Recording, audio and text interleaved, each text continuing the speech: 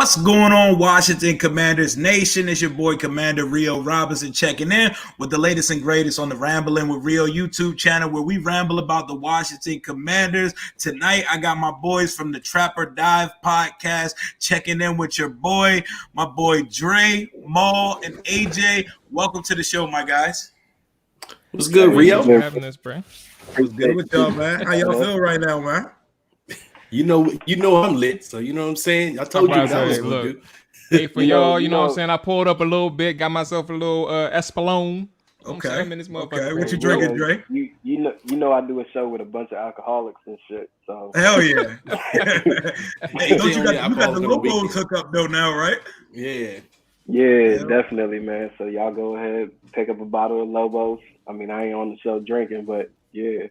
So AJ only drink on Saturdays, bro. We'll just say that's what Mual and Dre sipping on right now at the moment. I'm not much of a drinker, but I had to try the Lobos because Braun is my guy, so I had to see what that joint was talking about. That joint smooth as shit. Like I can't even fake. Me and Jalen probably pull up with a bottle of that week one off the early. Like drinking cool, but it's another monster when niggas got you drinking at 9 a.m. on a Sunday morning. I was just about to ask you, what time do y'all even start? You talking about early in the morning? Y'all talking about pulling up at 9? Like I do that when I'm in Miami. I don't do that. They gonna be sleeping in the parking lot by 1. I can only do that if I'm in Vegas, man. I'll take a shot with my breakfast, but if I'm local, hell nah. I feel like I'm an alcoholic, man. I don't even drink. This man Jalen had me drinking Casamigos at 9:15 a.m. week 1 last year. I was like, nigga, I ain't even ate a biscuit yet, bro. I ain't even ate breakfast. And he got me taking shots, bro. It was 98 degrees. I felt like I was about to drop dead in the first quarter last year. Hey, well, look, now you know you got a lessons learned situation. You know what I'm saying? Put some food on your stomach because you're doing it again, bro. Hell yeah, you about to do it again.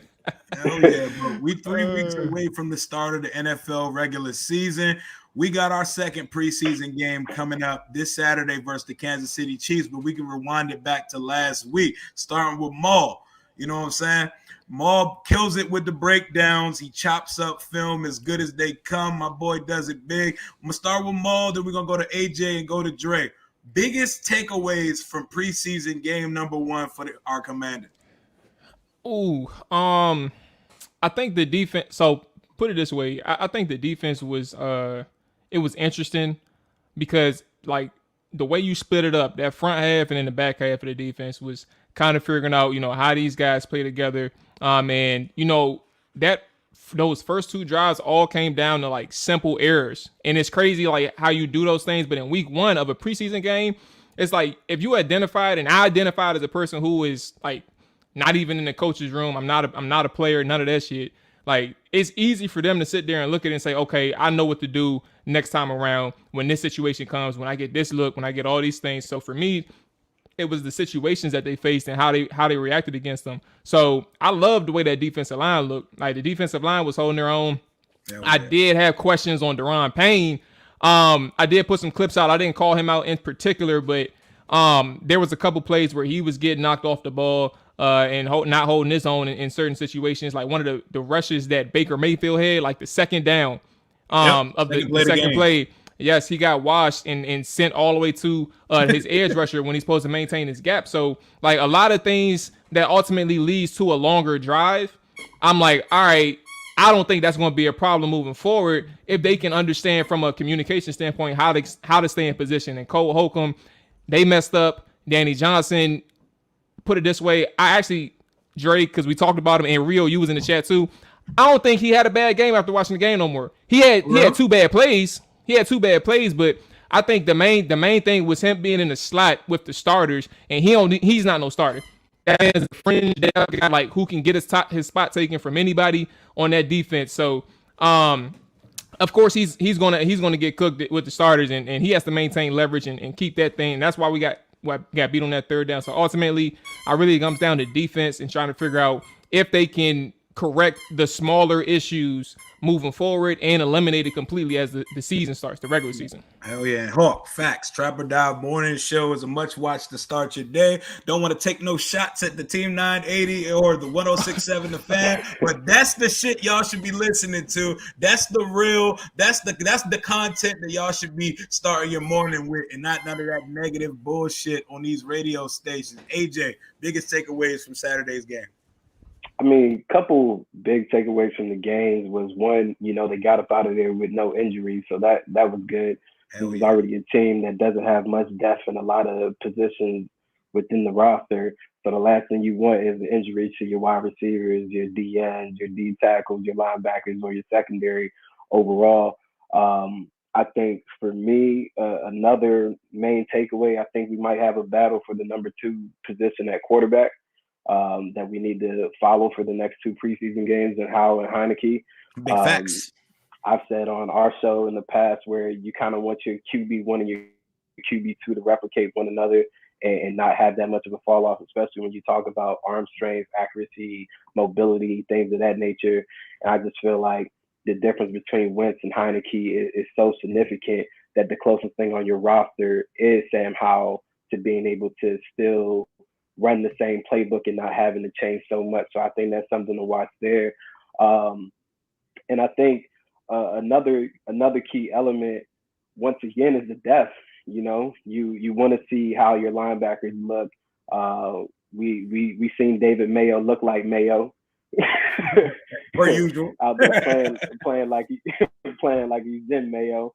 You've seen Jamin Davis get comfortable with, his second year in the role that he should thrive in comparison to where they projected him to be last year as a middle linebacker in the NFL, which I never thought was something that, they should have ever put him in that position to do. Now he's getting to play fast, things of that nature. Hopefully we get to see more of that this Saturday against the Chiefs if he, gets to defend Kelsey and play the run.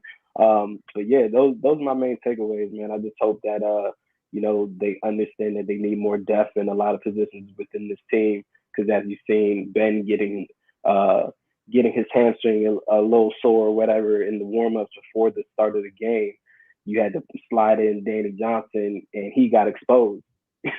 So what happens is one of these corners goes down, whether it be Fuller, Ben, or William Jackson III, you're literally playing guys that probably should not be on the field at all.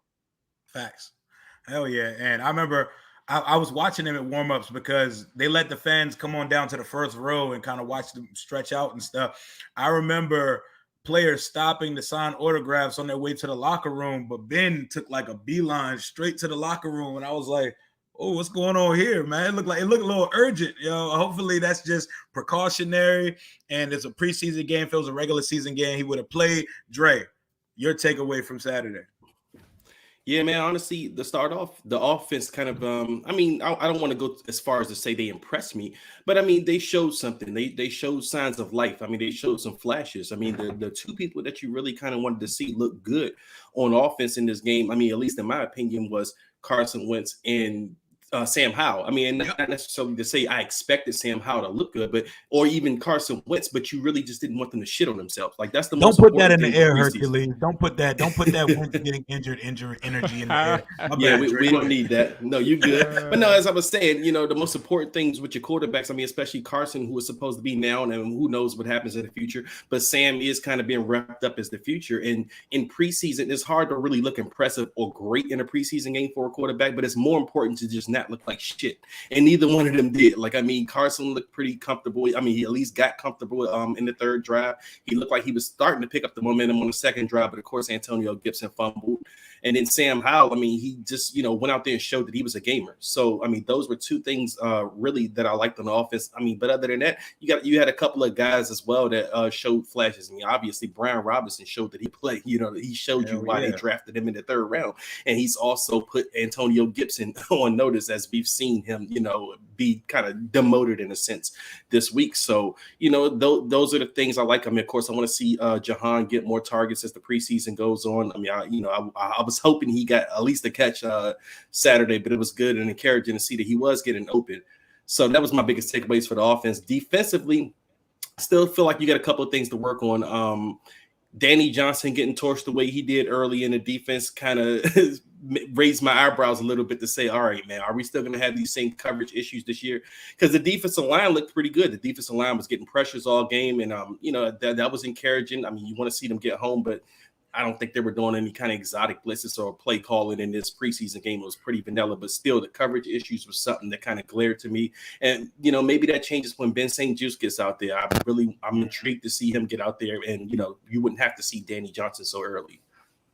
Hell yeah. And just to put a bow on recapping our takeaways from last week and piggybacking off all of y'all's points, starting with Wentz. Wentz was sharp. They didn't ask him to do too much. The main point of emphasis, I feel like Scott and Ron are pushing the Wentz, is take what's there and take the layup sometime. Take the check down. To play to J.D. McKissick, that's growth. People say he don't throw to running backs. Boom, he hits McKissick, sets up the scoring drive. You know what I'm saying? The throw to Armani Rogers, it wasn't perfect, but it was catchable on the first drive of the game. The ball hit the defender's helmet. The ball was knocked out of his hand. The ball was perfect to Jahan Dotson on the play where he was held on the sideline. He drew the flag. Boy almost still caught it with the penalty because his hands are automatic. I'm excited to see more of him. We're going to get to Gibson in a second, so I'm not even going to touch on Gibson right now. Brian Robinson came in and looked like he's looked in camp. Like, that wasn't his first time seeing first-team reps on Saturday. He's been getting first-team reps in practice already, and he was just capitalizing on the momentum he was already building. Terry looked like Terry had a catch, threw a dude down, threw a dude off of him. He should be in the top 100 countdown. We're going to get to that later, too. Sam Howell is him, bruh. Like, that dude, he's a gamer, bruh. Like, you already, like AJ said, you already can see, like, if you've been out to camp, I know more, I've seen you at camp one day. It looked funny watching Heineke, Howell, and Wentz throw the ball standing next to each other because you just see two balls zipping to receivers on a rope, and you see one just hanging in the air for fucking 60 seconds. I mean, like, hey, but real quick, like, people forget that going into last year, Sam Howell's projected a top 5 pick in the draft. Yep. Like, top guy. Like, this is somebody who was supposed to probably be the number 1 pick. Like, that's where he was projected. Is just he lost a lot of NFL talent around him. He had to play hero ball.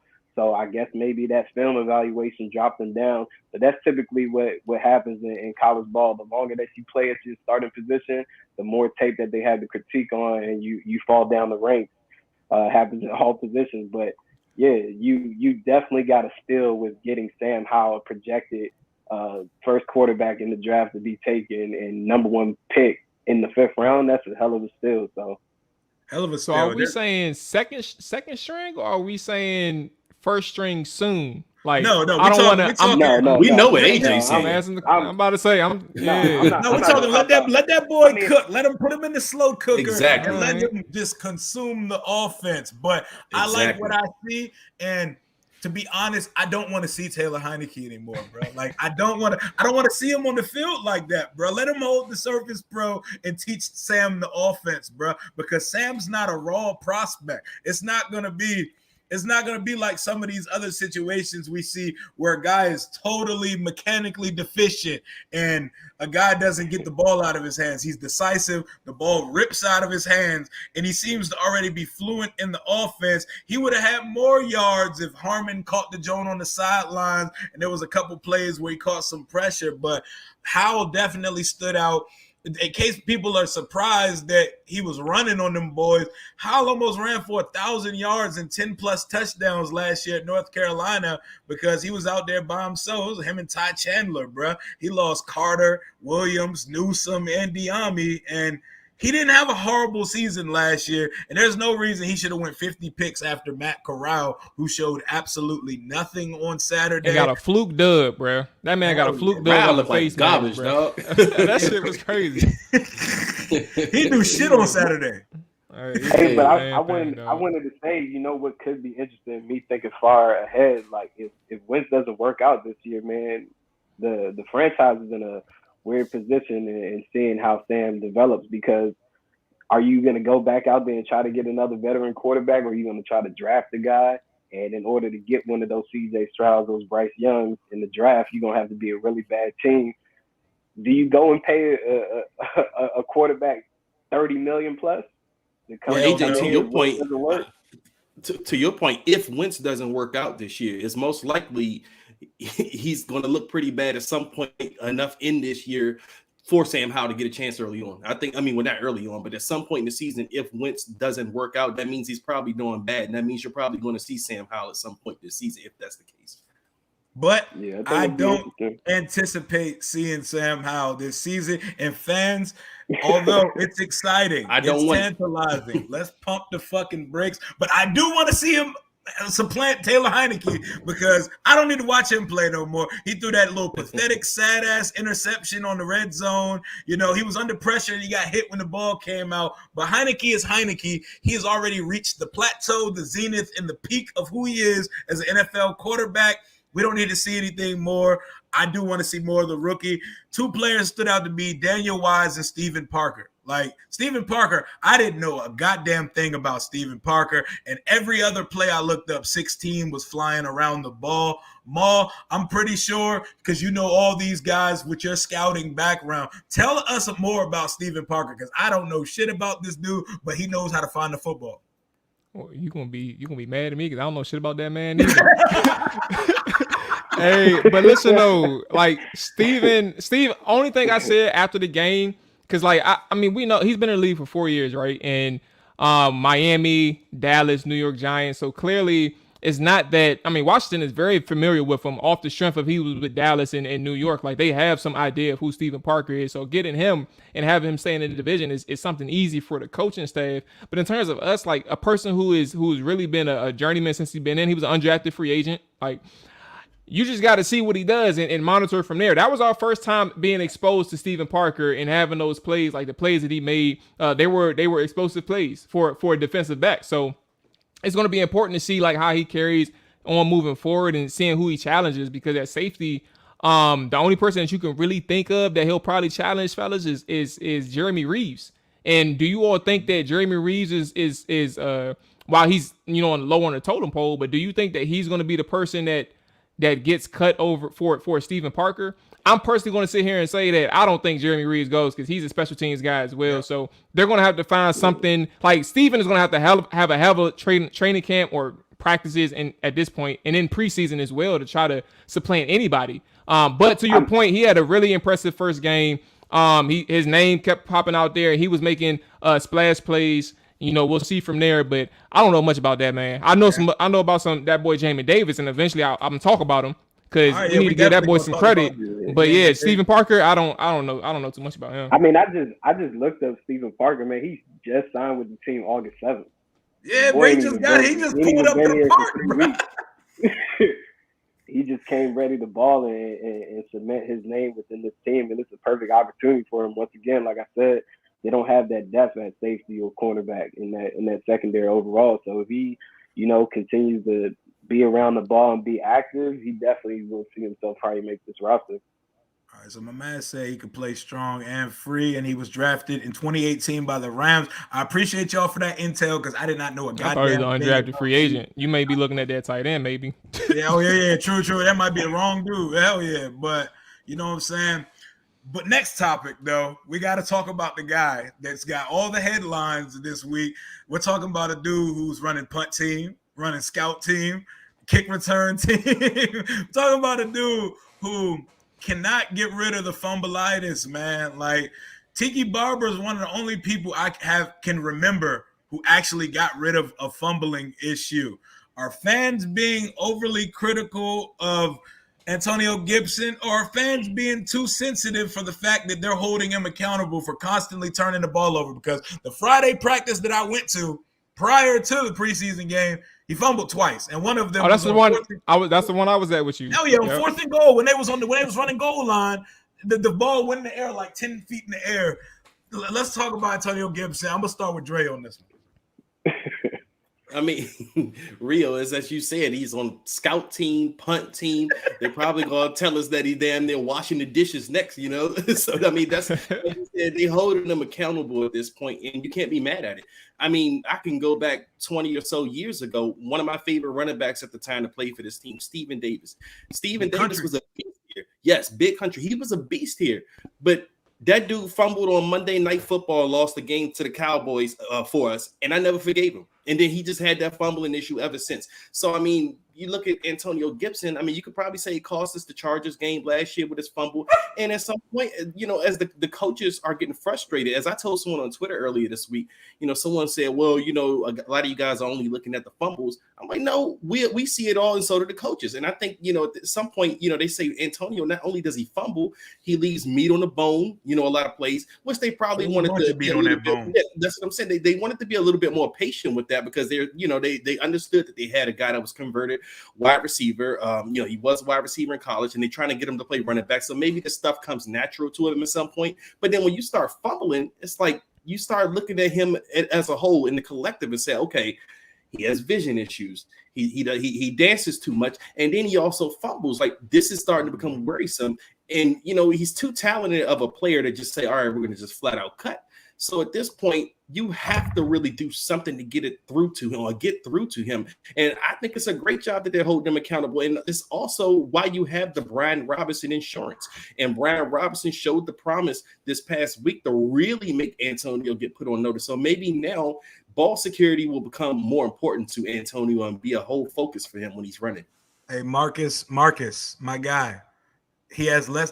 Okay, I saw. Shout out to guys over at Ref the District. They put a tweet out yesterday, and they said Antonio Gibson has less fumbles than Franco Harris, Adrian Peterson. List of Hall of Fame running back. He ain't any of them. That's the difference, bro. He not. Yeah, they listed all Hall of Fame guys.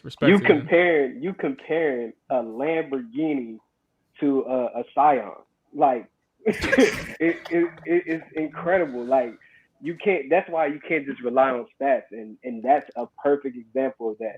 You cannot compare Adrian Peterson to Antonio Gibson. Adrian Peterson's high school career is better than anything Antonio Gibson has done his whole life. I saw AP run for 280 in his rookie year, bro. In a game. Like, come on, bro.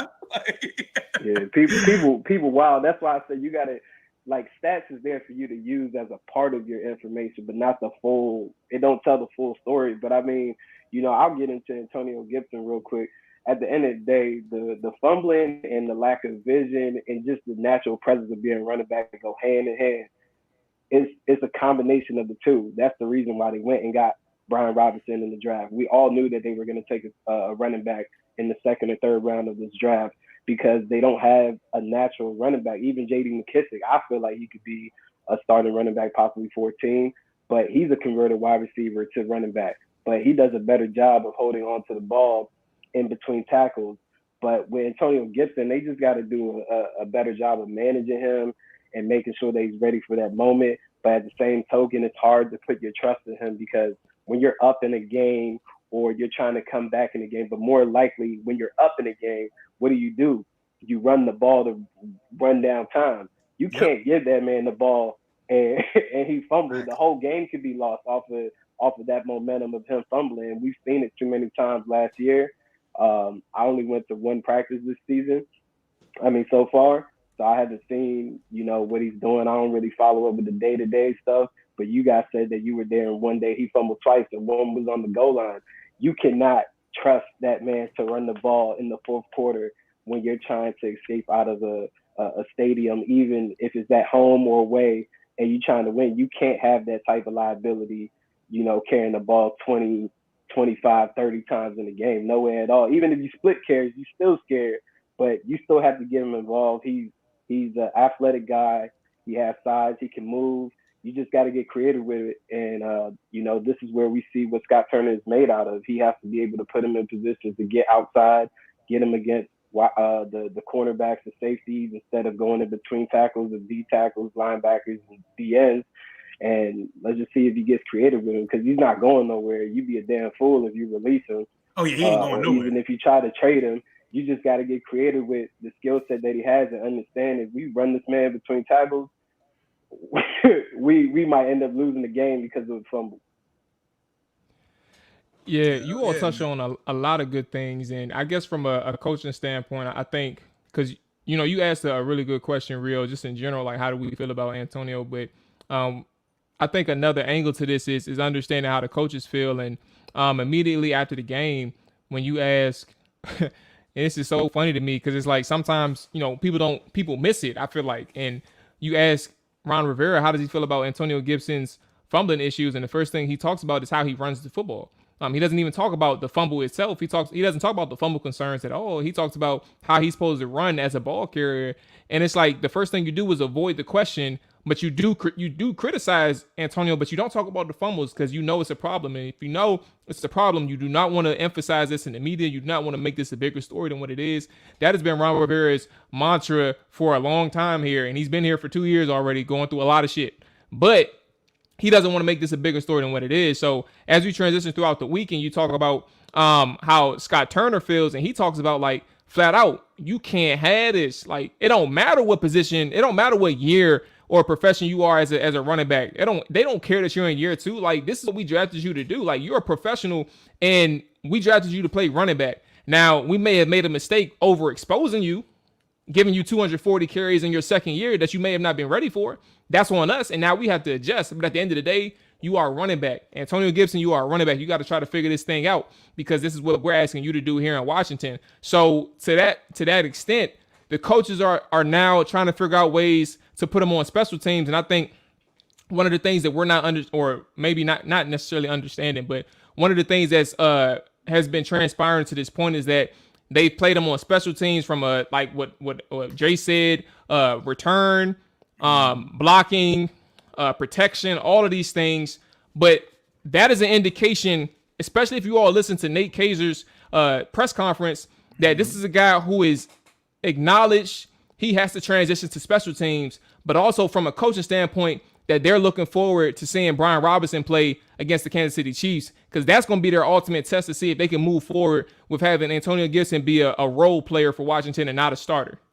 Hell yeah. And not to mention the fact that Antonio Gibson was one of the best returners in the country when he was at Memphis in college. Like, he has return ability. He's done it before, and he's a convert from receiver, but we can't excuse the fact that you're putting the ball on the ground and you're just running. Like, fans, we have to find like a middle ground, because we're too sensitive and protective of the players sometimes. Like, just like we talk our shit on the coaches, Jack need to do this, Ron need to do this, Scott need to do this. These players got to execute that shit too, because sometimes shit is there and they leave it there. Like, Gibson be bouncing when he don't need to. He misses cutback lanes and he leaves plenty of daylight on the field. We're not hoping or wishing ill will or failures on our own guy. We want these motherfuckers to win games, but if they're not producing, they need to be moved on from.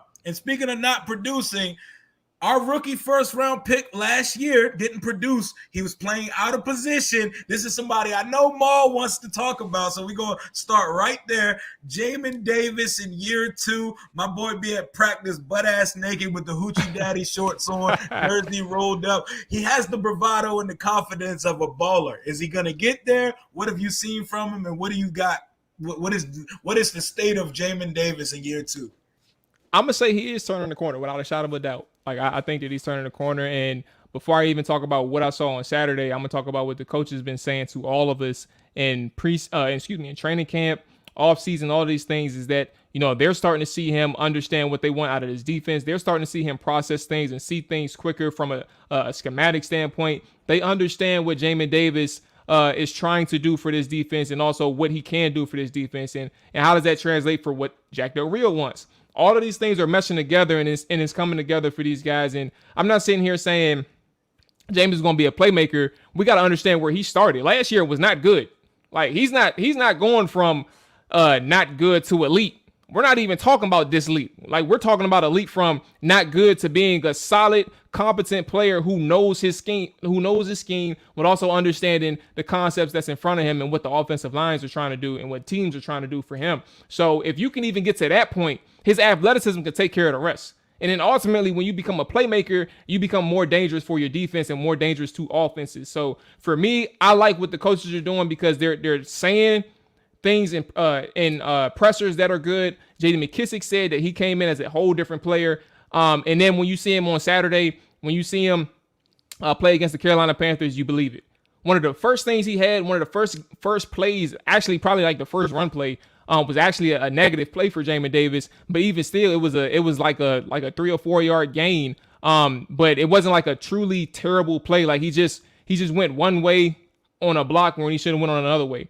But ultimately, you see him taking on the blocks, you see him filling holes, you see him playing quicker and playing with explosion at the point of attack. Now, people are going to sit here and say, well, he didn't have any tackles or many tackles, however many he had. I don't know. But if you watch the tape and you understand that Jamin was making plays for other people, and in coverage, he was in position where he needed to be. Like, that's kind of what you need to see from a person who struggled last year altogether, is a person who's understanding things, who's playing quicker. And if you can see somebody playing quicker and playing more physical in preseason, then you extrapolate that or try to make a projection in the regular season for a guy who's ultimately going to play all 4 quarters. I loved what I saw from Jamin Davis, given where he was last year. And I can't wait to see more against Kansas City, because that's going to be another test from a good quarterback and a good offense and a good scheme coordinator in Andy Reid. Hell yeah, and I believe Mahomes and company are playing the whole first half, so I expect to see a lot of our starters, and it looks like Jamin's playing instinctively, like he's not thinking as much. He's just letting his field decide for Dre. What do you need to see from Jamin in year 2, man? Well, I mean, I talked about it earlier this week as well, is that, Jamin's a guy that kind of drafted for ceiling. I mean, this, as much as people look at this draft and they look at the players we drafted, a lot of people said we drafted safe this draft, which is fair. But last year, they went for a couple of higher ceiling guys, so to speak, which is where you got a Jamin Davis or a Diami Brown. So, I mean, I can kind of lump those two together and to say that you expect them to take this leap this year. You expect them both to show flashes, but Jamin in particular, like you said, Rio, I want to see him play more instinctively. I mean, last year, especially with them trying to, I guess, put the mic position on him. Mm-hmm. I mean, that's a lot mentally, especially for a young guy who was raw. I mean, a lot of people knew that Jamin Davis was raw in Kentucky, but they saw the athletic tools and the traits that he had, and that's why you call it a high ceiling pick. So now you want to see him, now that he's learned the game a little bit, he's been around the pro game for a year. He's not playing this, position, this mic position where he has to get everybody lined up. He has to be the quarterback of the defense. Now he can just play football and he can just play off of his instincts and he can show his athletic ability. So I just want to see him flash, play smart football. I'm not expecting, a breakout star this year, although that, of course, we would all love that. That'd be nice. But I just really want, I just want to see progression. I want to see that, okay, we made a good choice with this guy. He's going to contribute to the football team. He's not going to be a liability out there. And not only contribute, he's going to make plays as well. I mean, I think a guy with his type of tools, if he's playing instinctively, the plays are going to come. Like, we didn't necessarily see it with the naked eye this past Saturday, but as Jamal, someone who watches film, he watched Jamin Davis. He went down and broke it down and said, man, this guy had a really solid game, and that's the start. That's what you want to hear. And, I even talked about it as well, that the coaches last year, if you notice, they kind of try to shy away from Jamin Davis talk around this time of year. Like, they didn't really want to give you too much because, they saw where he was, and you don't want to disappoint the fans and put too much on the guy and say, oh, well, he's not looking too good or anything. But this year, they're, voluntarily just coming out and saying, man, Jamin Davis is showing flashes. Jamin Davis is getting better. And that's very encouraging to hear. And you just want to see it get better and progressively better as the season goes on. Yep, close us out, AJ. Yeah, I mean, I think with Jamin Davis, man, you're getting to see a guy who is comfortable with his surroundings.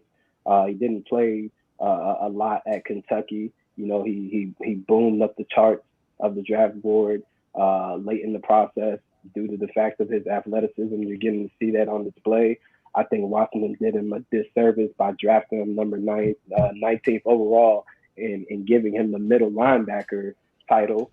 And that's not something that I felt like he could possibly do on the next level, taking on those blocks and also having to call the plays and being the quarterback of the defense. Now you're getting to see him let that responsibility be taken over by Cole Holcomb and him understanding the playbook and what his responsibilities are, and he can play instinctively.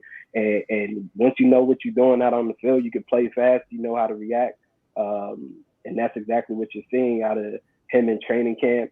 You're hearing about him getting interceptions, making plays on the ball. You got to see a little bit of that last Saturday. I think you'll continue to see some of that as he plays in preseason and the regular season, because he feels comfortable. He knows what he's doing. He knows the responsibilities. He knows he doesn't have to worry about everybody else. He just has to worry about what he needs to do, and he can play fast. And that's the key element of his game, is playing fast, his athleticism. He's a big, slender, lean guy. He looks almost like your strong safety. That's exactly how he's built. And he runs a 4.4 something in the 40. Now you'll be able to get to see that, on the edge. Hopefully they use him in blitz packages during the season as well. I think that was something that I seen some promise in last year when they did utilize him in that space. He was able to get after the quarterback. So, I definitely think that he'll have a better season than last year, because last year they were hesitant to really give him real reps. And I feel like that could have hurt him if he was, in the wrong state of mind.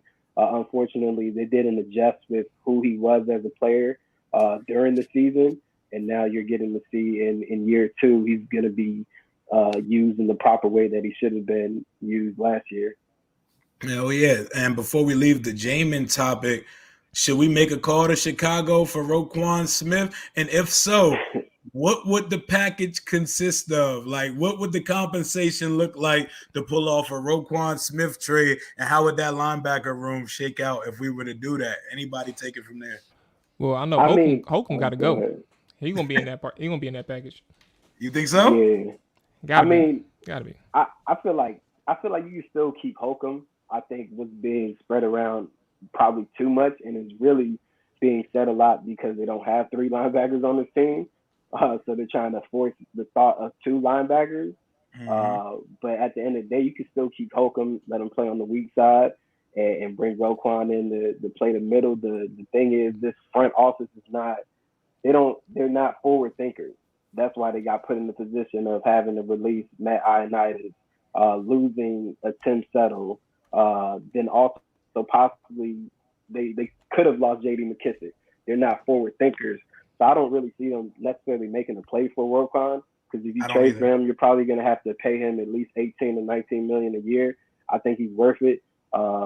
I don't remember the last time Washington had an all-pro defensive player or all-pro player besides maybe Trent Williams on the roster. I think he's elite. He does everything that you want out of the linebacker position, everything that you wanted out of Jamin Davis at 19, everything that you could want out of your linebacker that you said that you needed, especially in the beginning of the year where Ron and Mayhew were like, we need a middle linebacker. And then all of a sudden, we have our guy after reviewing the tape, Cole Holcomb, to play middle linebacker, as if like the fan base is stupid and we can't go back and Google what you said. I think he's perfect for this team, but they're just not going to do it. They don't think forward. If you just look at the moves that they've made this offseason, just in free agency, and even the guys, Mual has mentioned it. I didn't really know much about, what is his name, Nathan Jerry, linebacker from Philly. That boy ass. Yeah, you bring in a guy like that who ain't played in 2 years. You're not really even trying to build up this roster correctly. Then you re-sign a guy like Mayo or whatever. You really don't care. You feel me? And like I said, there's plenty of different holes within this team, and they're not adjusting to those things. I knew they had a conversation with Anthony Barr, and his decision came between them and Dallas, and he decided to go with Dallas. There was a significance in the money, but at the end of the day, I just don't see them being forward thinkers. But if we had a more progressive front office and those that were innovative, they would have probably done the trade for Roquan a long time ago and paid him his money easily. You giving a first for Roquan? He's a dog. You giving a first for him? I wouldn't give up my first for next year. I would pack. You gotta trade Cole, and if you ain't gonna give him no first round, because Cole, yeah, give him something. AJ, it's going to be like a player. You can't say you can keep Cole. Like that's where I was about to jump in. You can't say you can keep Cole and trade and not give up your first. Like I'm personally in the phase. Like you can't if you keep Cole, then you benching Jamin. Like all three ain't gonna play on the field at the same time, and they don't use 3 linebackers at all. Like that's just not part of their defensive scheme. They use 2 primarily. So like you gotta choose. Like are you gonna keep Cole and bench Jamin, or are you going to trade Cole and bring in Roquan to play with Jamin Davis? Like we gotta have one or the other for real. I don't have a problem moving Cole. Him and Roquan in the same position where they both are looking for contracts as they expire after the season. My thing is I wouldn't give up a first. I feel like I've seen what Chicago has done in their trades. Even with Khalil Mack going to the LA Chargers, they didn't get a first back for Khalil Mack, and they easily could have got one. So I feel like you can maneuver maybe with a future second, third, and maybe you could throw him a Diamond Brown because you may not need that guy. They damn sure need it because Fields is out there throwing the fucking doctors and insurance salesmen right now, bruh. Yeah, I think that's valid. That's a valid alternative. You could get creative with it in that department, but once again, I just don't see this team necessarily making that move. I think Roquan is definitely going to be on another team within another week or so. That boy going to a contender. I think it's coming close because I've seen an email where like they were warning teams not to talk to one of his his business manager. So his business manager was trying to act as if he was an agent, but this guy he's done like Laramie Tunsil's deal. He helped out Bobby Wagner with his recent deal with the Rams. So he's around the game, but he's not certified to be able to talk to teams to request trades and stuff. So I think. Well, watch the Rams get him. The Rams. No bullshit. I mean, they're going to figure some shit out. It's going to be some creative team that goes out there and understands this guy's an all-pro. He's a dog. Like the Rams do the fuck. He does everything that you want. They gonna fuck around and get Roquan to pair with Bobby Wagner, and that shit gonna make me sick to my stomach, bro. Like we got if you make the trade for him, you got to come up off some decent compensation because dude is not only an all-pro, he's 25 years old, and he is everything. He's the last like cherry that you drop in the middle of this defense. Like there is no more excuse. You have everything you need on that side of the ball for Jack to get the defense right, which we go to next. Is Jack Del Rio finally going to figure this shit out and put these boys in place? Because we won preseason game in. I'm still looking at corners 8 yards off the ball. We're giving up everything in front of us. I see corners and safeties, the communication's still bad. They look like they don't know when to switch off with each other. Kendall Fuller looked lost as shit on that Sam Darnold touchdown after Gibson's fumble. Start with Dre. How hot is Jack's seat? And is he going to put this shit together? Are we finally going to live up to expectations? I'm about to go get a drink right quick, but I'm listening.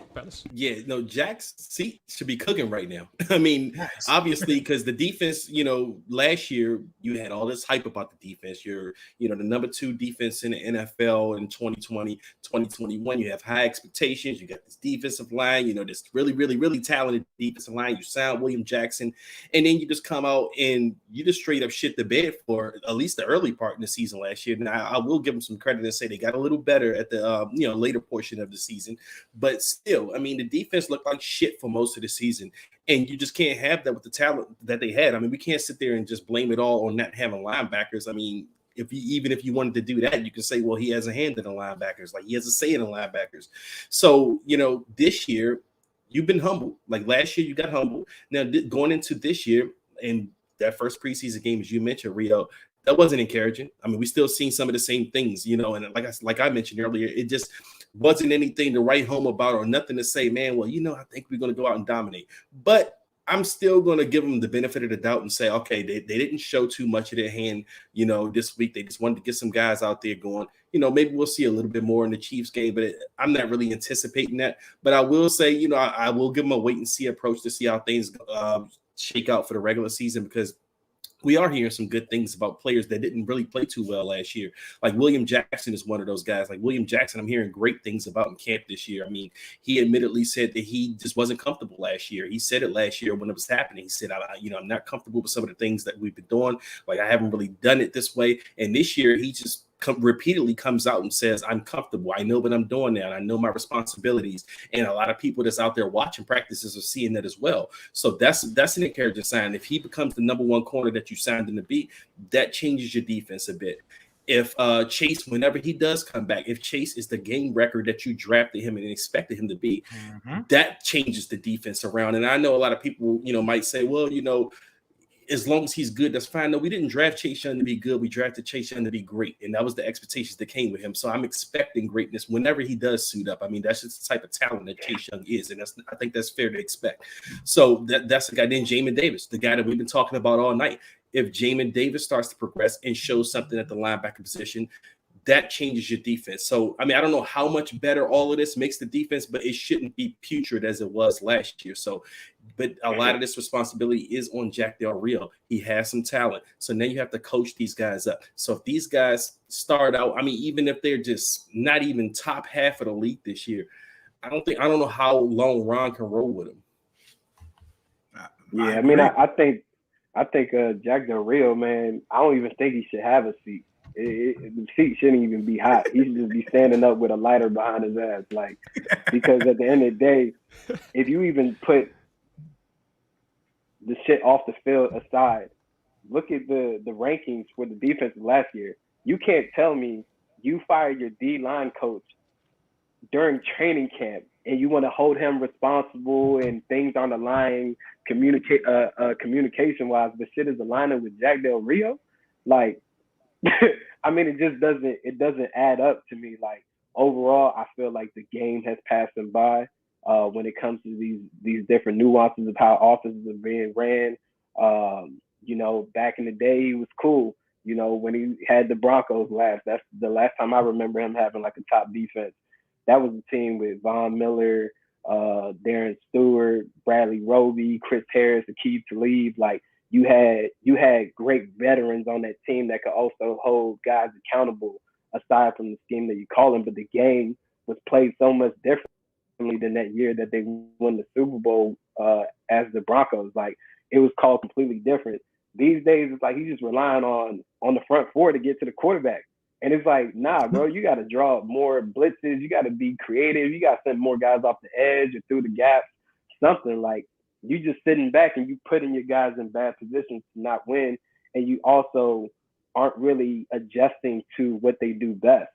Like, it shouldn't have taken until the bye for us to see some improvement in the defense, how it's being called, how guys were playing things and stuff of that nature. You're not listening to guys. So I feel like Jack Del Rio should have been out of here last year. But it's all about the buddy system. He's gonna be around. I'm expecting the defense to still be called the same bullshit ass way, because at the end of the day, it's plain stubbornness.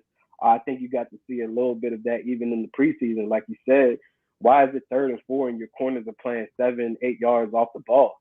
Like, you already gave up the first down before the snap. Like, pre-snap, you already gave up the first down. You're not sending blitzers, anything. You're literally counting on your front four to get to the quarterback. That's cool and all in some scenarios, but you also want to be creative and send more guys after the quarterback, no matter if it's preseason or not. Like, preseason is still an indicator of what you possibly will do in the regular season. I mean, last year we seen them not really move the ball offensively in preseason, and that translated exactly right over to regular season. So you've seen Holcomb even get confused on that 1 3rd down play where the crosser came in front of him and he didn't take his guy. He ended up taking the guy that Curl was with. Like, those are alarming things for me as a first team defense, because that means there's a breakdown of communication. Either the play wasn't called right in the huddle, or maybe even Holcomb just didn't understand his assignment in that position. If this player ended up, running across me or whatever. Are we in man? Are we in zone? What are we in? Like, those are alarming things. So, I definitely, I definitely don't think that Jack Del Rio has a hot seat at all. I think he's standing up. Like, but at the end of the day, I don't expect Ron to make an adjustment and get rid of him either, unless it is really ugly. Like, they're gonna have to get blown out for that to possibly happen. Yeah, versus a team that we shouldn't get blown out by. And before I let Mual finish on this topic, I think we got one of Jalen Hurts' like family members in the group in the chat right now, because there's a nigga talking crazy. So he's been trolling for a little minute. What's a real? You got some Eagles fans checking in with us? My man is in this joint. Hurts is a beast. Hurts is the best in the division. Hurts is elite. Talking all this crazy shit, bro. Hurts needs to God bless John. His right arm can complete passes before we talk about some damn Jalen Hurts, bro. You're off the juice right now. Shout out my guy Duncan. He's an Eagles fan. I know he's gonna come in talking that Eagles shit. But Mo, Jack Del Rio. Hey, and by the way, if y'all weren't there at the open practice, they booed the living shit out of this nigga when they put him on the Jumbotron when they were introducing people coming out to practice. And they left him up there for 20 seconds, and he had to just sit there and sulk in it. Like, he was like, yeah, okay, guys, okay. Like, this is at FedEx Field? At the open practice last week at FedEx Field, the week before the preseason game, Julie was introducing everybody as they came out. When they introduced Jack, they put him on the screen for like 20 seconds. 80% of the crowd booed the shit out of him. It felt like a division rival walked into the stadium, bro. That's insane. That's insane that your defensive coordinator is getting booed. Like, and we ain't even start regular season yet. Hell like, yeah, how many bro. teams that have parts of MAGA Jack that night, bro? Let's be honest. I believe they not booing him because he ran a bad defense. We know why they booing him. Nah, they booing him for both.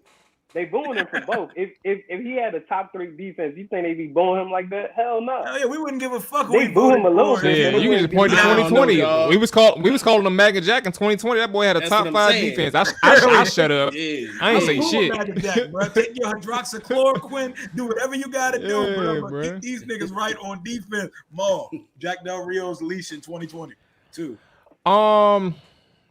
Personally, I think that it should be short. I think, to AJ's point, it will have to be like drastically bad for him to get fired after the season or even mid-season, depending on how things go with this defense. I think what hurts Rivera and what hurts Del Rio is then firing Sam Mills.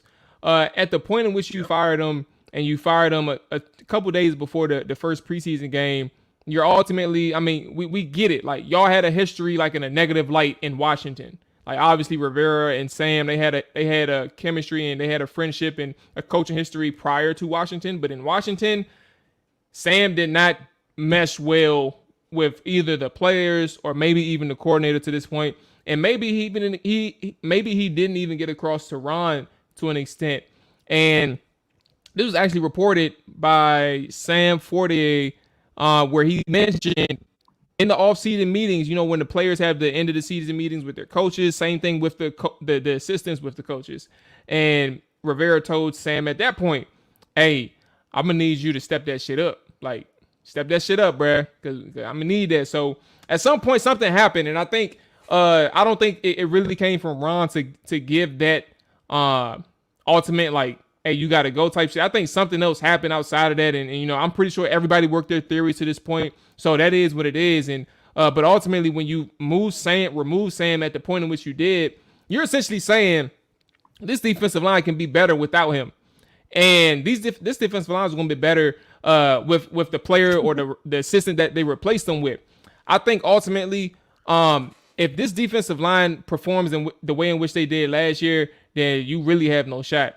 Like, you chose to go with the depth guys, the younger guys, the people who aren't experienced. You chose not to get a veteran to help this defensive line out. For those who asked about Ryan Kerrigan over the offseason and even to the point where we're starting training camp, no. Like, I would have never taken Ryan Kerrigan back. I'm not that type of guy. Like, don't think veteran, don't think old veteran when we talk about bringing veterans in. Get somebody who can actually make a change in terms of like their efficiency and their rush efficiency with the pass rushing skills. But overall, they chose not to do it. They stuck with Casey Toohill. They stuck with James Smith-Williams. They stuck with Shaka Toney. All these guys, and these guys last year struggled getting off blocks from a hand technique standpoint. These guys struggled being able to pressure quarterbacks in that instance, and they had a lot to learn. Like last year was a learning experience. Cool, they're young. But if you're going to bank on them in 2022, that is pressure on Jack, but it's also pressure on Ron Rivera. And you can't blame Sam Mills now because you fired him. So when we talk about is the pressure in the hot seat for Jack Del Rio, should it exist? I agree that it should, but I also think that if this defensive line performs the way in which it did last year, then you're in trouble. Like the entire season, you're in trouble because you cannot help this secondary out if you are not creating pressure and getting home to the quarterback. Like look about Carolina, the Carolina game itself. They got pressure on these guys. Like, they got a ton of pressure on these guys, but in the same vein, when we talk about one of the first plays with the defensive line, Deron Payne getting washed to the sideline. Like, he's not even in his rush lane no more. Baker's able to escape. You got other people, Fedarian Mathis, and that's my guy. Everybody who follows me on Twitter knows I fuck with Fedarian hard. But he's not creating push right now, and he's young, so I get that. But Casey Toohill, all these other guys, James Smith-Williams was relevant, and he played. Facts. And he played a lot of time. And he was irrelevant. So, like, when you try to get these things situated and understood about this defensive line, if they aren't there, bruh, we're in trouble. That's big where trouble. It starts for me. If they're not there, we're in trouble, bruh. Hell yeah. We're big trouble, man. I ain't mad at that take at all. The seat should be big hot because we've spent years putting all of these draft picks and all of this money into this defense. It's time. What have you done for me lately, Lee? It's time for this defense to deliver. Shout out to everybody in the chat right now. We got 102 people. Smash that like button. Smash the like button in the chat. And if you're not subbed up to Trap or Dive, make sure you sub up my guys. I'm at AJ Dance. AJ is hilarious, bro. I seen somebody say, I just seen somebody say, my guy Richard, he was like, we're begging for trouble putting a guy with fumbleitis as a returner.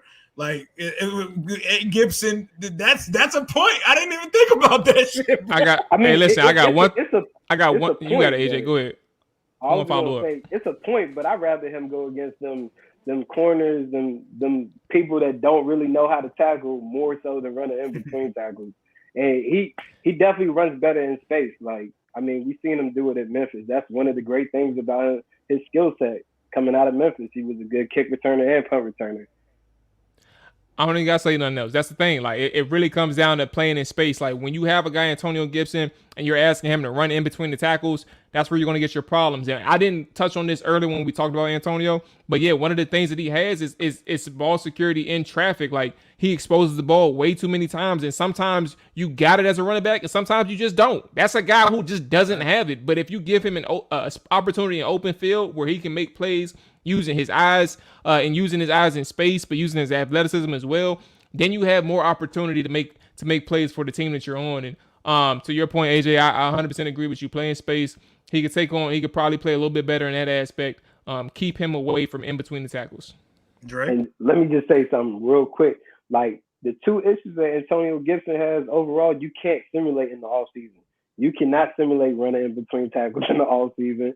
You cannot simulate real cut lane vision. Like, you can't simulate those things. It's cool and all when you see the little dummies out there and you see these jump cuts, but you cannot simulate real action. Like, you just can't. He just doesn't naturally have those abilities as a running back. The guys that typically are the top running backs in the NFL or even collegiately have been doing this since Pee Wee. They just were born with that vision to see lanes before it even happens, and he just doesn't have that. Oh yeah, Dre, you want to touch on it? Yeah, I was just gonna say the focus with Antonio Gibson just has to shift. I mean, this team, let's call it a project or an experiment. That when they drafted Antonio, the vision was that Antonio Gibson would be your every down back. You know, they saw things in him, you know, from college, I guess. I don't know what it was, but to say that this guy should be our every down back. Now, that's not to say that Antonio Gibson has been a bad player in the last 2 years, because he hasn't. Antonio Gibson has flashed his talent, but I think you need to worry and focus on utilizing him different now. Like, Antonio Gibson is not an every down back.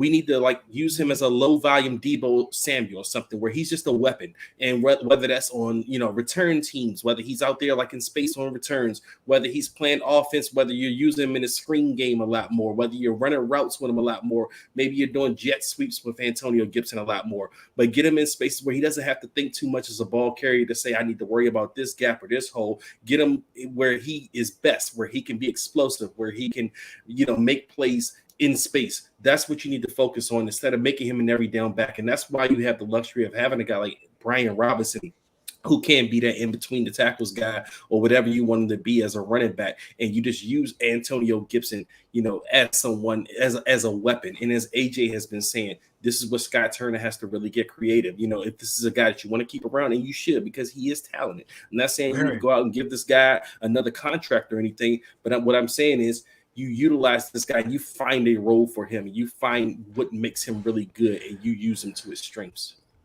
Hey, Luck just cracked me up, bro. This nigga said crack rocks are free in Philly, bro. Nah, AJ. I mean, Rio's chat room looks like the old YouTube. Like that shit, like the old YouTube war. They got this man. They got these guys heated, bro. Crack Ross. I don't think these motherfuckers even listening to the show anymore. They just arguing. They've been cutting up John Doe for the last 40 minutes in the chat, bro. Motherfuckers ain't heard a word we said for the last 30 minutes. Hey, Rio, get Jalen Hurts. Hey, fuck everything that Rio talking about. We need to talk about Jalen. Hell yeah, son. Jalen Hurts. No. And speaking of piggyback off of Dre's point, like, I get the whole use him like Debo Samuel thing, but we have a guy, God forbid, knock on wood, as long as he stays available, who was kind of Debo before Debo in that type of role. No, Curtis Samuel. He's not as physical as Debo. Physical. That's why I say Antonio. He don't got the thickness. You didn't got Rio. I mean, you didn't got AJ started Rio. I'm talking more specifically the role, not necessarily the production or the impact. But Curtis Samuel, what are we going to get out of him this year? Because he looks healthy. He finally looks healthy. He keeps saying he's healthy, and they keep telling us they got a plan for him. The last few times I've seen him, he looks sharp. At the open practice at FedEx Field, he was out there cutting fools up. Every time he's on the field, he's cutting cats up. But it's always a question if he's going to be on the field. Let me go first before. Yeah, let me go first before. I know AJ got some things to say, so I'm gonna be quick with mine. But personally, I will say this. Admittedly, as a person who didn't understand what Ron's plan was and really questioned everything that they were doing because you just didn't see a lot out of Curtis Samuel. I understand the plan now. Like, I personally understand the plan because of course they was tight-lipped about it, so it makes us wonder, like, what the fuck were they really doing? Like, what are you really talking about? Some plan? Is this something that you're just making up as you go along, or is this really a schematic way of making sure that Curtis Samuel is available? And he's been stacking up days. He's been able to practice. What you said? You talked about the FedEx one, and I think he practiced a few times after that, and then played in the game. And I believe I don't know if you went this week at all, Real, but did he practice at all this week too? Because I don't know. Yeah, he got. I think I went once this week. He practiced. Okay. He practiced with the ones, and it's like a every other day thing with him. Like, it's like they don't want to overexert him. Shout out to Duncan for the $5 super chat with his Eagle fan ass. He said Jalen is the best rushing quarterback in the NFL. I guess Lamar Jackson died in this logic. Knows he can throw. Plus your team fumbles on the 1 yard line. You guys suck. Bless your heart, Duncan, man. You're my guy, so I'm gonna let you have that, even though it's absolute blasphemy. They're gonna be arguing the mid on this bitch. But just to close it up on my side, I just think that I understand the plan to this point, and if their plan is, day on, day off, day on, day on, day off, like all those things, okay, cool, because he's playing in the games. There hasn't been any setbacks to this point. And that's kind of where I'm at. I respect it. I'm dead in personally on my side. I'm dead in any concerns that there was for Curtis Samuel until I see something else to be talking about that's worthy talking about. So I like what I saw from Curtis Samuel on this game, and I like or I understand clearer what they're trying to do with Curtis Samuel. So I'm gonna shut up. You Eagles fans are the most delusional motherfuckers I've ever seen in my life, bro. Y'all are setting yourself up for major disappointment. The roster around hurts. I feel y'all. That shit look real nice, bro. Hurts not it, bro. Y'all gonna see that shit. Dre, go ahead, because I'm gonna let AJ have a floor for Curtis Samuel. And that's why I wanted to go, because like I know AJ. None of that Curtis Samuel. AJ shit. He don't fuck with Curtis Samuel at all. So I'm gonna go ahead and say my piece first. But no, with Curtis Samuel, Rio, when you mentioned that Debo, we had a Debo similar type. I actually kind of look at Curtis Samuel as a more explosive J.D. McKissick when he's healthy. And you can never have too many J.D. McKissick type of players on your roster. I mean, you got these guys where you can just line them up anywhere. You can put them in the backfield. You can put them in a slot receiver, and you could just let these guys make plays. So, I mean, that's kind of the role, at least more a more expanded on the field more often than a J.D. McKissick, whereas J.D. McKissick going to use him in passing situations or whatever the case may be. Curtis Samuel's going to likely always be on the field. So he's a guy that, I look at as more of an explosive J.D. McKissick, and I hope that's the role that they actually use for him. I mean, you just got to make this offense better. You got to use all of your weapons, and that's one of the things I'm encouraged about when I look at this roster. I mean, I always forget about Curtis Samuel just because he wasn't playing last year. He was hurt last year, but I look at the talent they've added, Jahan Dotson. Even the tight end room has gotten better. But then you just look at that Curtis Samuel sitting there. You say that's a guy, if he's healthy, that really can put this offense where they want to be, or at least that gives Scott Turner more leeway. So you can't give him any more excuses. You can say, well, Scott, man, you got these talented guys. They're healthy. Use them, get better with the offense. So Curtis Samuel, I look for him in as a more expanded J.D. McKissick. Oh yeah, AJ. Before you go, did Curtis spurn you on a deal or something, bro? Like what's the deal, bro? You was ready to turn up as soon as I said the name, bro. I mean, I don't have no hate towards him. You feel me? Like I just feel like a lot of the reason why he is here is because of Ron Rivera and company. But I feel like they didn't even utilize him in the time that they drafted him. Like, actually, the other regime made a better use of him in his NFL career than they did when they had him for all those years. So I really don't know what to expect out of Curtis Samuel being a Washington Commander, football team member, Redskin, whatever the hell you want to call him, because I haven't seen any of it. Yeah, we can hear all about this plan or whatever. It's cool. But at the end of the day, he got to be ready to fucking play ball on September 11th against the Jacksonville Jaguars. And when I say that, I really also don't know what Curtis Samuel does well. Like, are you telling me you pay $14 million for a gadget player? Like, if that's Pretty the case, much. then we have issues there. You feel me? Because you have so many other needs that you could have utilized that money for. You have guys on your team and your roster already that could do those same things. Like I said, you can get creative with Antonio Gibson. So now we're going to see him have to be used as a gadget player too. So at the end of the day, I just don't know what Curtis Samuel really brings to the table. I know that he has speed, but this is not a guy that runs great. He runs great routes. He doesn't have the size. He also has poor injury history. He doesn't have availability. I really don't know what he brings to the table. So for me, I don't even like speaking about him until I actually see this man play 3-4 games. Then I can speak about him and what he brings to the table. But we have not seen him do anything yet, and he's been paid crazy money to not. Urban legend. Man, Curtis Samuel is Washington's Kenny Golladay. Like, New York Giants have been waiting so long for something to come out of Kenny Golladay, and they have not seen anything. He's actually played in games. And whereas Washington, they paid for this guy to be at number 2, to hopefully not even be in the position this year to have to draft a wide receiver and a Jahan Dotson or anybody in consideration. And they haven't seen that. So I don't even think Washington understands what they have in Curtis Samuel, because that means you spent a 3rd-round pick last year in Diami Brown, and also a 1st-round pick in Jahan Dotson, and you're also paying Curtis Samuel $14 million a year. So you don't even really know what you have in him. AJ, you kind of slicing it on Curtis Samuel. Come on. Hey, you slicing it. No, you talking about this man. We've been waiting so long. It's been a year. This is not a legit number 2. He's not a number 2 wide receiver, bro. He's not.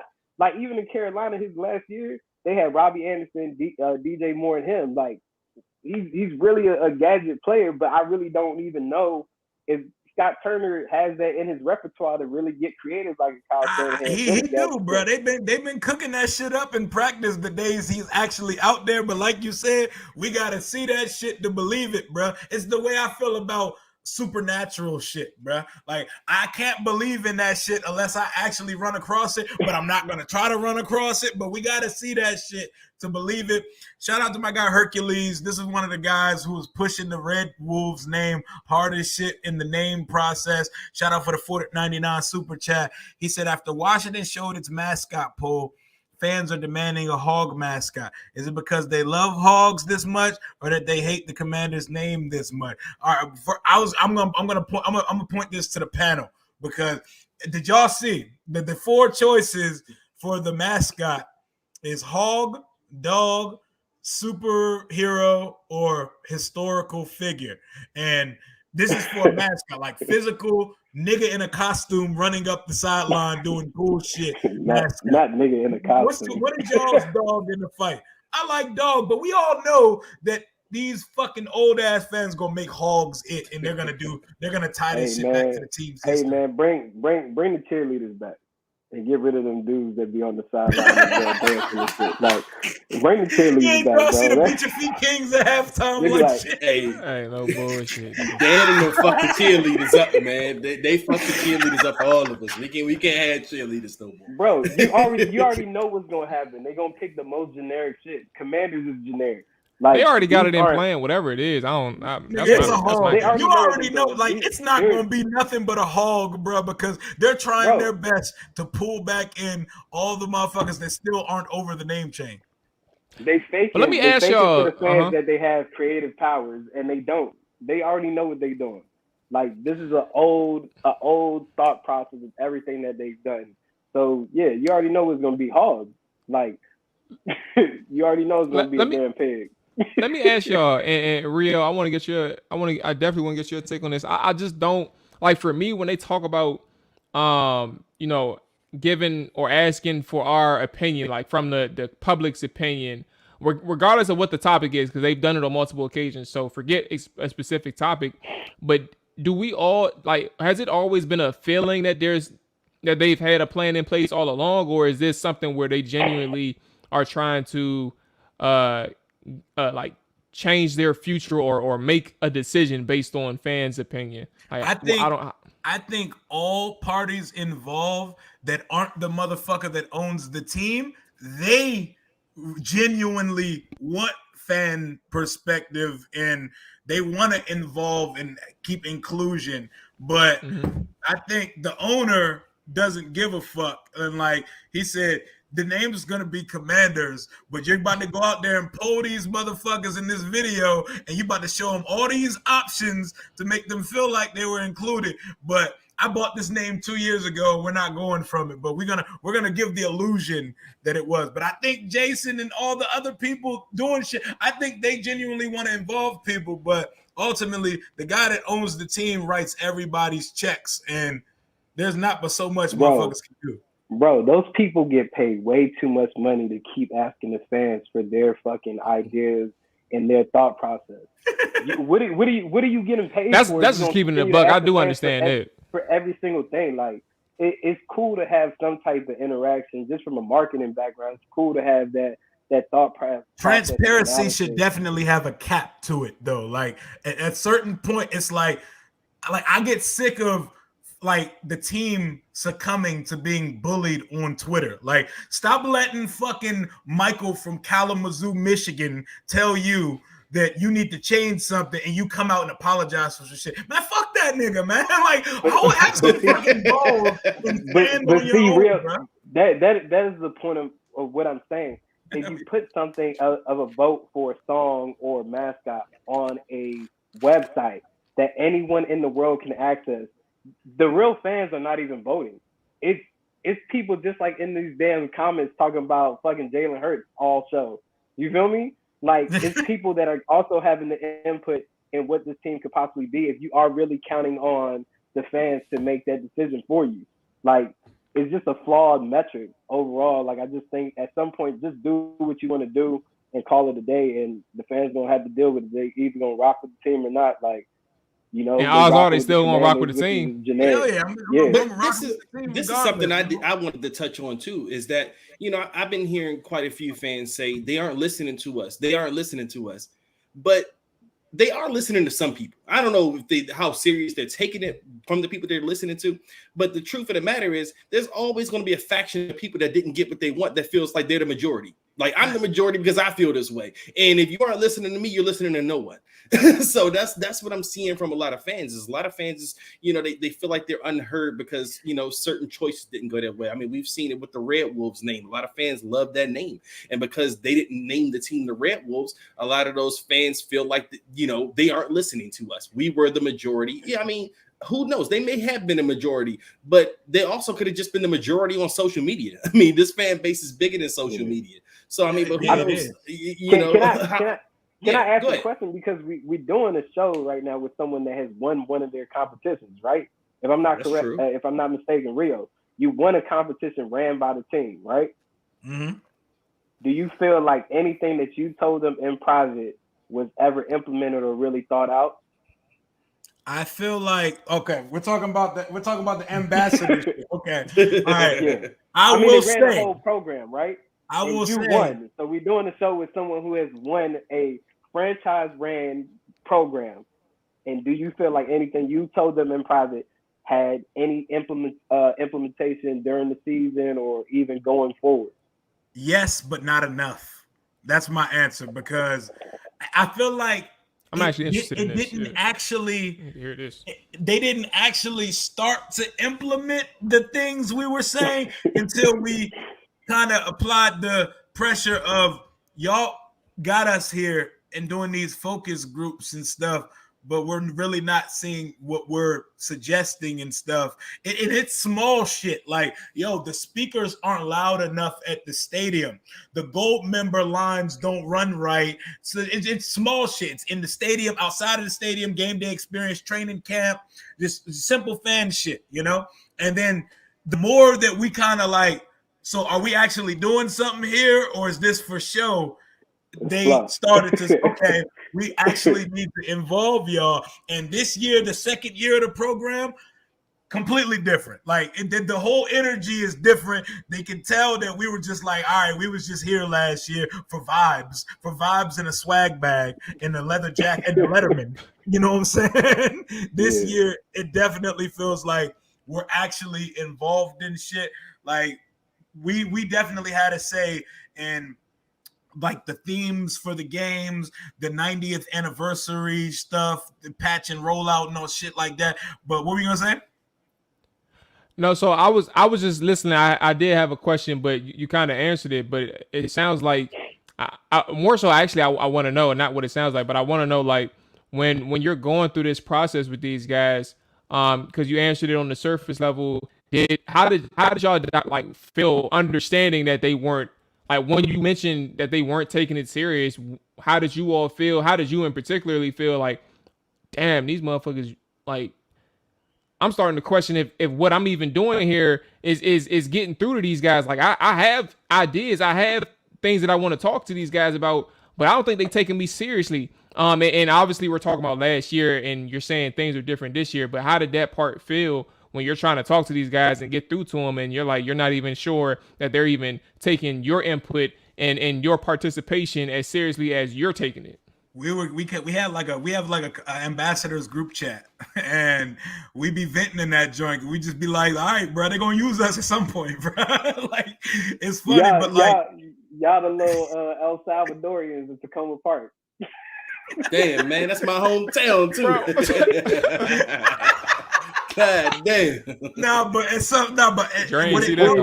Free laborers. That's exactly to a point, it was right like in front of Home Depot. To a point, it was like, okay, there's always something going on with this team. Like, they got bigger issues when fucking barricades almost killed Jalen Hurts at the stadium, and we got pipes bursting on fans at the stadium, and the speakers don't work at the stadium, and always something going on. It's like, I feel you. Like, there's always something going on here. It's been a revolving door of chaos and off-field ineptitude and bad optics for the majority of Daniel Snyder's ownership.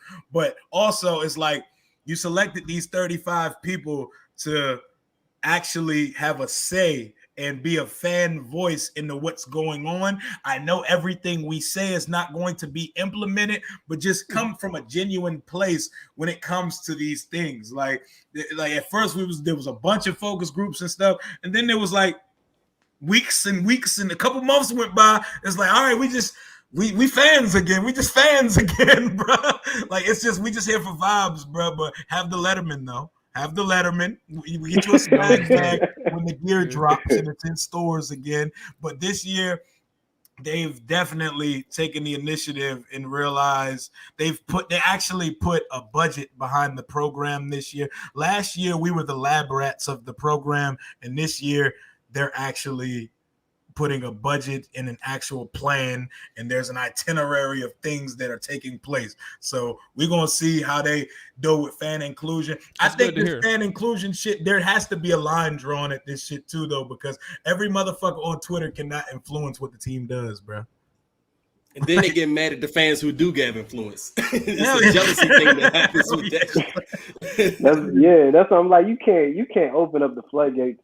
Hey, y'all help us pick 10 players to go into the 90 players. Like, let's have you vote for the song. Like, here's the two options. Vote for a mascot. Like, bro, when are y'all just gonna make decisions and just put it out there to the masses? Like, at some point, do your fucking job. Like, you getting paid to do this. Like, it's stupid. You might as well just become the Green Bay Packers and be publicly owned. That shit would be a shit show, bro. Oh my god, especially in Washington. Bro. Imagine us owning stakes into this team, bro. I'm gonna buy something for sure. That's what I'm crazy as shit in them board. Put me on the board.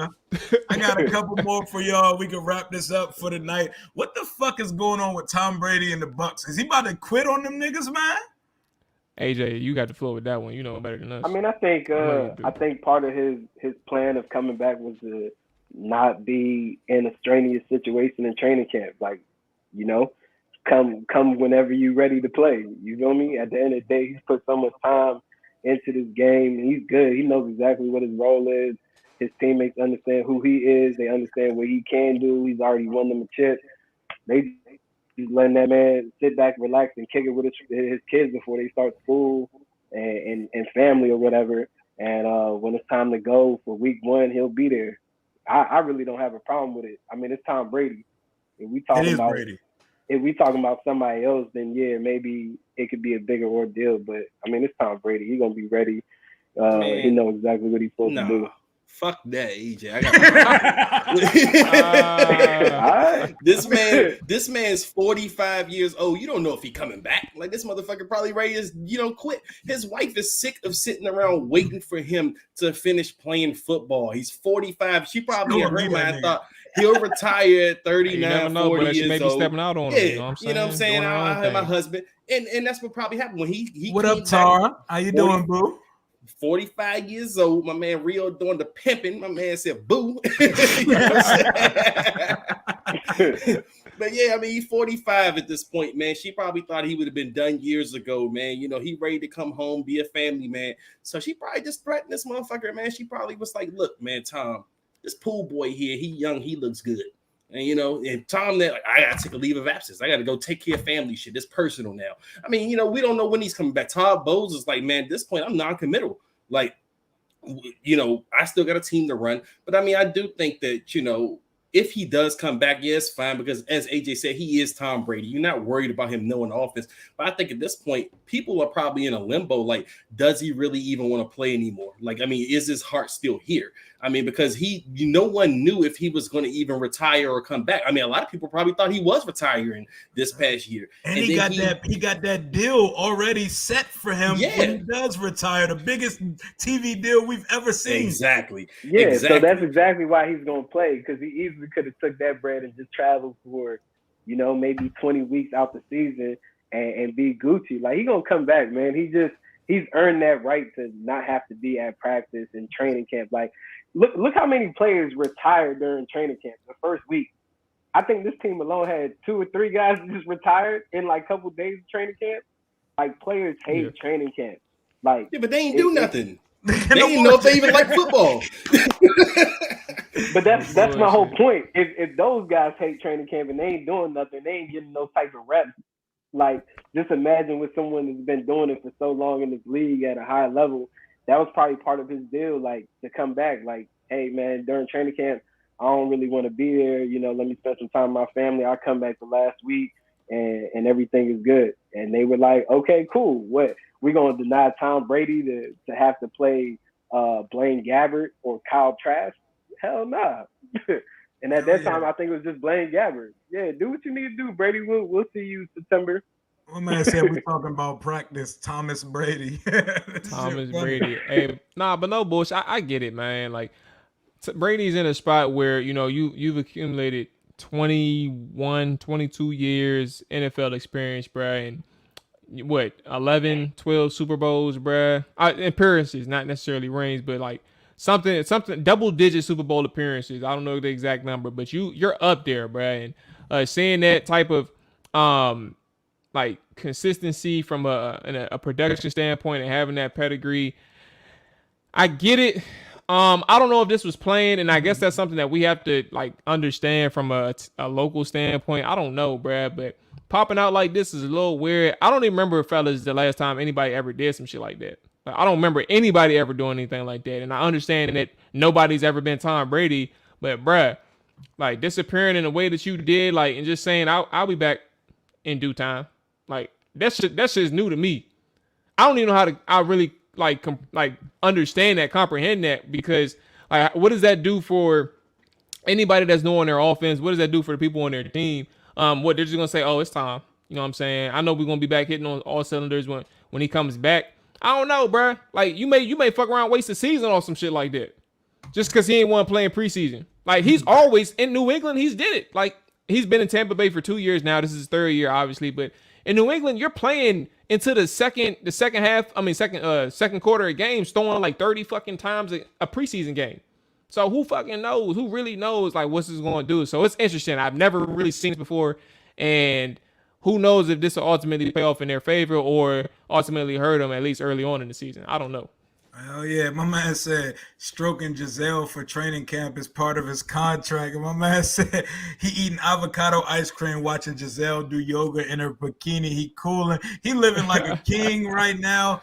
Kyle Trask and Gabbert need all the reps anyway, but it's definitely something like anybody couldn't just do this, bro. But it's Tom fucking Brady, man, at the end of the day. But I would feel away if I was some of the players, bro. Like, we out this joint in the trenches, bro. It's hot as shit out here, and Brady don't got to come to practice. AB was mad as shit. I don't know if y'all saw that on Twitter. He was mad as fuck. AB? Yeah, he put that joint out there. Man, he just want to go after Tom Brady, be in the headlines. But hey, side note, I think AB signs with the Dallas Cowboys before week 5. That's my prediction. I think. He said, what was that? He said the Cowboys. I think Antonio Brown signs with the Dallas Cowboys. They need a wide receiver so bad. It just works perfectly for what Jerry Jones likes to do. I think he's gonna be a Dallas Cowboy. That's just me throwing it out there since we mentioned his ass. But he's like, hit that shit on. AJ been dancing like shit. I'm about to say, he's talking about him drink. You might as well say you been drinking. You man, like. The code talker said for the panel, I know everybody wants a high-powered offense, but what if our offense resembles the game-winning drive against Tampa Bay? Now I'm cool. I want the high-powered offense, bro. I want us to air that shit out. I want us to stretch the field vertically. That drive was nice, but that drive was led by Taylor Heineke, and I never want to see that man start a game. So I don't want nothing that resembles a Taylor Heineke. I want to see how long you carry this, Rio. No Taylor Heineke and whatsoever. I don't want to see nothing about this man. I don't. I would love to have a beer with him. He probably is the coolest nigga you ever go to the brewery with, bro. I don't want to watch him play quarterback for my football team ever be in the again, club. He be in Rose Bar, smoking hookah, drinking with John Casamigos. Wall, the legend. Nah, not with Jay Wall, but he definitely be out there with his teammates. He be he cool as shit. He cool. He's a cool ass dude. He's not a good quarterback though. I don't want to see that. What do y'all think about the high-powered offense or matriculate, dink and dunk, run the ball down the field? Come on now. Give me high power, bro. Like, it's I need that 10 times out of 10, bro. Like, and I think this is probably the closest they had it since 2016. And in 2016 still had his limitations. So I think give me that high-powered offense. I think that Dotson McLaurin duo is about to go crazy because personality and work ethic wise, that boy's a carbon copy of Terry, and the hands are better already. So that's gonna be with an arm. Yep. So, you know what I'm saying? But for me, you look at either one, high powered, that whatever Taylor Heineke game-winning drive. I just want an efficient offense. That's what I want. I want an offense that I know is not going to go 3 and out, an offense that can move the ball downfield, but I do want them to score. I want them to be able to finish drives. We don't have to be a 1-play or 2-play and done offense. I'm sure that's going to happen throughout. If you're an efficient offense, you're going to have those big plays.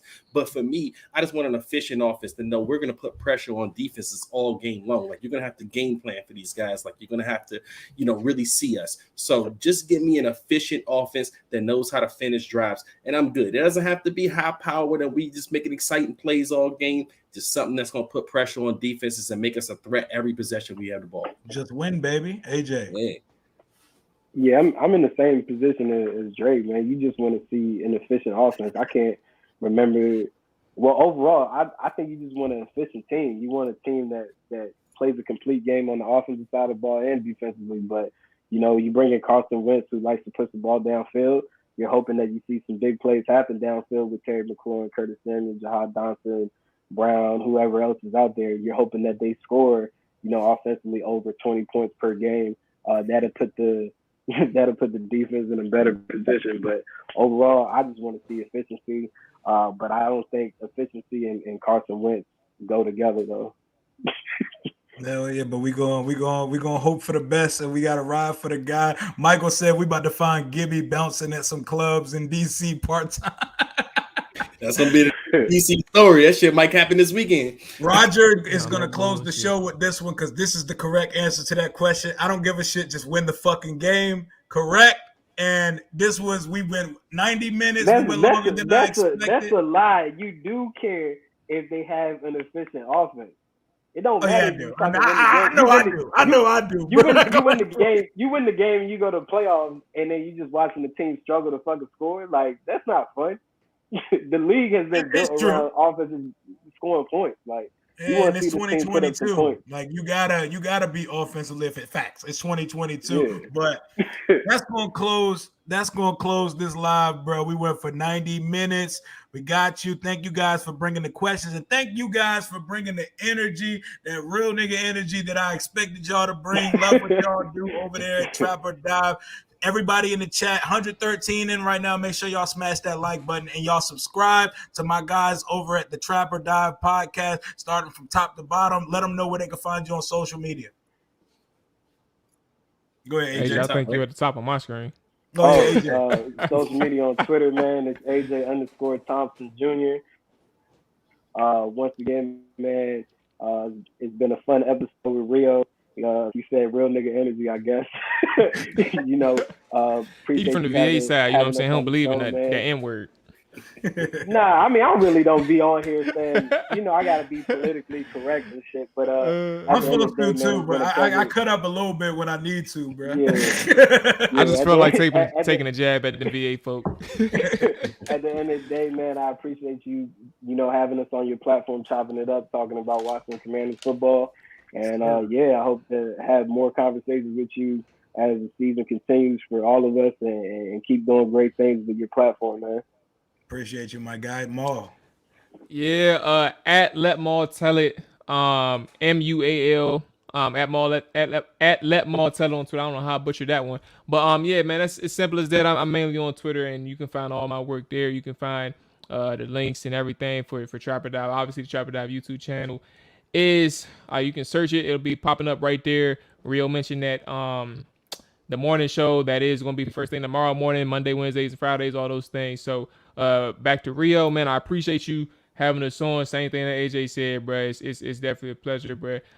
We had like 1,000 conversations on Twitter, online, and a couple of them on our side, on the Trap or Dive side. So it was good to chop it up with you on here, on your platform, man. You're doing a good thing over here. Yes, sir. And congrats on the Hogs Haven podcast, my guy. Appreciate that, man. Keep doing that shit. Keep doing the writing shit. All of that, bro. I see you, my guy. Dre. Yes, sir. No, first and foremost, I want to say, Rio, thank you for having all of us on. I mean, Rio been my dude, man. I remember before Rio even started this podcast, we had chopped it up. We talked about him starting the podcast. So it's good to finally be on here, man. Thank you for having all of us, and especially me. You can find me only on Twitter. I'm only on Twitter at DC Sports Dre. So, I mean, it's simple. DC Sports Dre. That's it. That's where you can find me. Hell yeah. Y'all heard the guys, man. This is the Washington Commanders content that we live for. This is the real, no agendas over here. All fan base, unfiltered, objective, impartial vibes. Until next time, hail to the Washington Commanders. Deuces.